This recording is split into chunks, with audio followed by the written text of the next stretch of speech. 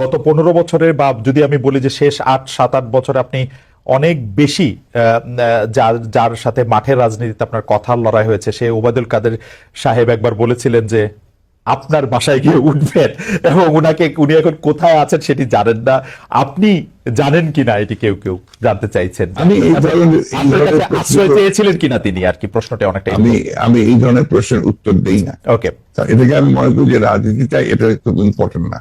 আমরা 5 আগস্টের পরে এইটা খুব দেখতেছি যে বিএনপির সমালোচনা করতেছেন জামায়াতের আমির, বিএনপিকে ইঙ্গিত করে এরকম কথাও বলা হয়েছে তাদের তো নির্বাচনও লাগে না, ইতিমধ্যে যা দখল করেছিল আওয়ামী লীগ, ফুটপাত থেকে শুরু করে সব বিএনপি দখল করে নিয়েছে, যা আওয়ামী লীগ 15 বছর সাজিয়েছিল তা দখল করে নিয়েছে, 80 ভাগ দখল করে নিয়েছে, ইত্যাদি ইত্যাদি।